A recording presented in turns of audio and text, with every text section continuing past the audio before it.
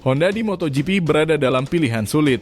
Pertama, menerima hak konsesi, meskipun juga tidak mudah untuk mendapatkannya. Kedua, berusaha lebih keras lagi dengan gelontorkan dana besar-besaran untuk pengembangan RC213V. Dan yang terakhir, lempar handuk atau memilih mundur dari MotoGP. Hal ini mungkin juga berlaku untuk tim Jepang lainnya, yakni Yamaha setelah hengkangnya Suzuki tahun lalu. Konsesi diperkenalkan pada tahun 2016 untuk membantu menyeimbangkan tingkat persaingan di MotoGP dengan memberikan sedikit keuntungan kepada pabrikan yang berkinerja buruk. Status konsesi memberikan pabrikan hak untuk menggunakan 9 mesin per musim yang normalnya 7. Kemudian mesin tidak disegel, dan bisa mengembangkannya selama musim berjalan, dan memiliki 6 entry wildcard dalam satu musim yang biasanya dijatah 3 saja.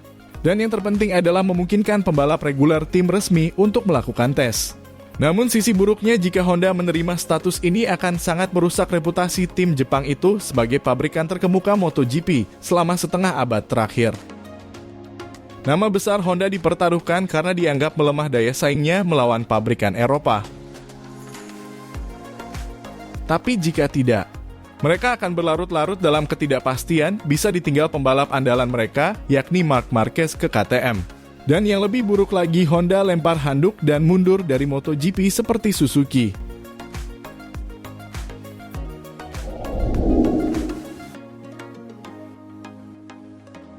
Karena Honda dan Yamaha secara teknis tertinggal jauh, mereka sekarang harus mendapatkan hak istimewa dari sisi teknis dalam jangka pendek atau hak konsesi. Tapi apakah Ducati, KTM, dan Aprilia setuju? Sejak Honda bermanuver ke situasi tanpa harapan di kejuaraan dunia MotoGP dalam 3 tahun terakhir, dan Yamaha belum pernah memenangkan balapan sejak GP Jerman pada 2022, dan hanya meraih podium pada 2023 di mana mereka hanya bisa berada di tempat ketiga di Texas bersama Fabio Quartararo.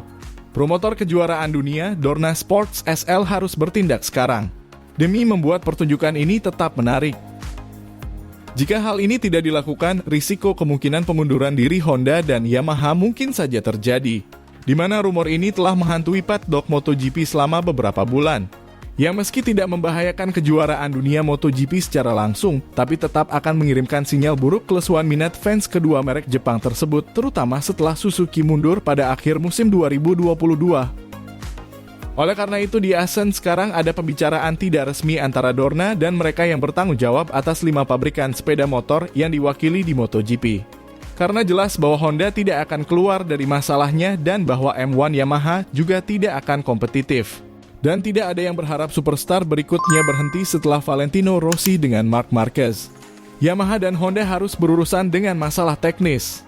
Masalah sesegera mungkin bisa diatasi dengan hak teknis secara istimewa atau konsesi untuk membantu pengembangan motor Jepang itu.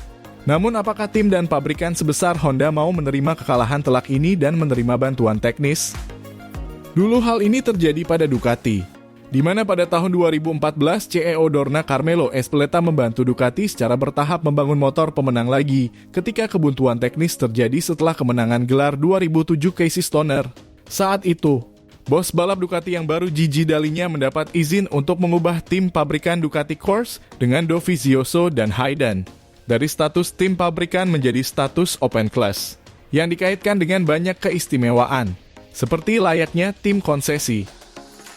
Kompromi yang tidak biasa ini terjadi 9 hari sebelum dimulainya musim MotoGP 2014. Ducati diberikan keuntungan sebagai tim kelas terbuka atau open class di 2014 dan 2015. Dan alasannya adalah, tim merah itu tidak memenangkan balapan pada 2013. Dan Ducati harus berterima kasih saat itu karena diizinkan untuk berkompetisi pada 2014 dan 2015 dengan keempat pembalap dari Ducati Corse dan Pramac yang menikmati keuntungan dari open class ini. Dengan cara ini artinya Ducati memiliki 7 mesin lebih banyak daripada lawan-lawannya. Mereka dapat meningkatkan power dan speed sesuai keinginan dan tidak perlu terlalu memperhatikan konsumsi bahan bakar, karena mereka diperbolehkan membawa 2 liter lebih banyak bensin dari lawan mereka dalam balapan. Begitulah cara Andrea Iannone mencetak rekor top speed MotoGP di Mugello pada 2014 dengan 349,6 km per jam. Sebagai pengingat, Ducati juga tidak memenangkan balapan pada 2011 dan 2012. Pada saat itu tidak ada yang berpikir untuk menghargai kegagalan Ducati ini. Hanya manajer Ducati Corse yang baru saat itu yakni Gigi Dall'Igna yang menemukan celah dalam peraturan ini dan memanfaatkannya. Namun kondisi Ducati saat itu berbeda dengan Honda saat ini. Pada tahun 2022, Honda masih bisa mendapatkan 2 podium dengan Paul Espargaro dengan posisi ketiga di Qatar dan Marc Marquez di posisi kedua di Phillip Island. Dan kemenangan Alex Rins di Texas pada tahun 2023 ini juga membuktikan mereka kadang bisa melawan. Sehingga dengan hal itu tidak ada prospek untuk perlakuan istimewa atau hak konsesi. Yamaha juga tidak terlalu menderita seperti Honda. Dengan kondisi tersebut, sepertinya akan sulit bagi Honda dan Yamaha untuk mendapatkan hak istimewanya saat ini. Pabrikan hanya mendapat konsesi jika mereka tidak mengumpulkan satupun poin konsesi dalam satu musim penuh. Misalnya, jika pabrikan hanya mendapatkan 1 poin konsesi. Dalam 2 tahun ke depan, mereka tidak akan menerima konsesi apapun. Bahkan dengan 1 podium, pabrikan tetap menjadi tim produsen non-konsesi, tegas Denny Aldridge, Direktur Teknik MotoGP. Manajer Dorna berharap Ducati, KTM, dan Aprilia akan menyetujui konsesi dalam fase sulit ini untuk Honda dan Yamaha. Di mana rasa kasihan terhadap tim Jepang itu terkadang muncul dan banyak ahli bertanya-tanya berapa lama mereka mampu bertahan dan tidak memilih mundur dengan berbagai alasan. Masih harus dilihat apakah Ducati akan menyetujui rencana Dorna. Sejauh ini pihak Italia belum membuat pernyataan.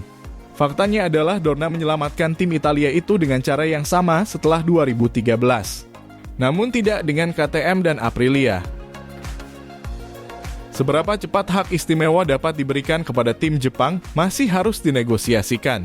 Sejauh ini belum ada pembicaraan resmi yang dilakukan pihak terkait, kata Ducati saat ini. Sejauh ini baru ada klarifikasi internal apakah ada kemauan untuk itu. Juga harus diklarifikasi apakah Honda dan Yamaha akan menerima tindakan seperti itu. Dikatakan media Jerman Speedweek, tim Jepang rupanya menyetujui rencana tersebut. Dan keistimewaan apa yang bisa diberikan untuk Honda dan Yamaha? Pertama, ada pembicaraan tentang jumlah ban uji yang lebih banyak untuk Honda dan Yamaha. Di mana saat ini mereka hanya dijatah 200 per pabrikan per tahun pada tahun 2022. Dan diharapkan bisa ditambah lagi menjadi 240 ban untuk diuji, di mana saat ini adaptasi dengan ban Michelin menjadi sangat krusial untuk performa motor. Kedua, izin untuk 1 atau 2 pembaruan mesin hingga akhir musim.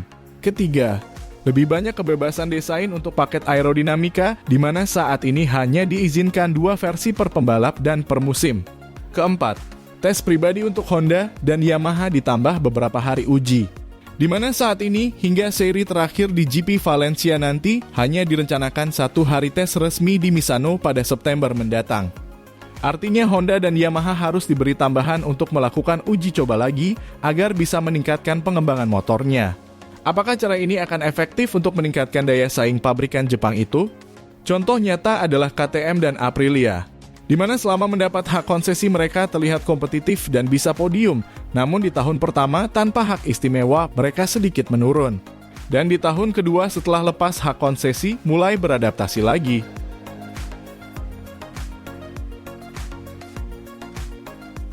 Namun, apakah kelompok tim Eropa seperti Ducati, Aprilia, dan KTM akan menerima konsesi yang diinginkan? Mereka tidak memenuhi persyaratan untuk mendapatkan konsesi. Jadi kami tidak akan setuju, kata bos balap Aprilia Massimo Rivola saat ditanya media Jerman Speedweek.com. Perlawanan juga diperkirakan datang dari KTM dan Ducati. Tidak ada yang mau dengan santai membahayakan keuntungan teknis yang mereka beli dengan mahal. Suzuki dan Yamaha mendominasi kejuaraan dunia 500cc pada era 1970 dan setelahnya dengan bergabungnya Honda kemudian. Saat itu tim Eropa juga tidak mendapatkan konsesi teknis apapun. Namun, kemungkinan diskusi panjang sekarang akan berlangsung dan mungkin pada titik tertentu kompromi mengenai waktu dan jumlah hak istimewa akan dinegosiasikan. Honda tidak mengeluarkan biaya atau upaya untuk terus mendorong level di MotoGP ke atas setelah mereka muncul dengan mesin 5 silinder dan seamless gearbox. Karena uang bukan masalah bagi pabrikan sayap emas itu, yang saat ini memproduksi 17 juta kendaraan bermotor roda 2 setahun yang bisa dijual. Ducati, KTM, dan Aprilia lebih kecil dibandingkan raksasa asal Jepang itu. Meskipun Aprilia dan Ducati menjual motor besar dengan harga mahal, namun jumlahnya tidak sebanyak yang bisa dijual pabrikan raksasa Jepang itu di seluruh dunia. Meski demikian, PRL Mobility AG misalnya menginvestasikan 70 juta euro di MotoGP setiap tahun. Dan investasi ini sekarang tidak boleh diremehkan oleh pabrikan Austria itu sendiri yang kini bisa lebih baik dari lawan favorit mereka, yakni Honda. Dengan kata lain, Honda sebenarnya mampu dan punya biaya lebih besar untuk kompetitif karena merupakan pabrikan kaya. Jadi perlukah pabrikan Jepang di MotoGP khususnya Honda mendapat hak istimewa atau hak konsesi ini agar mampu bersaing lagi? Sehingga MotoGP menjadi lebih menarik lagi.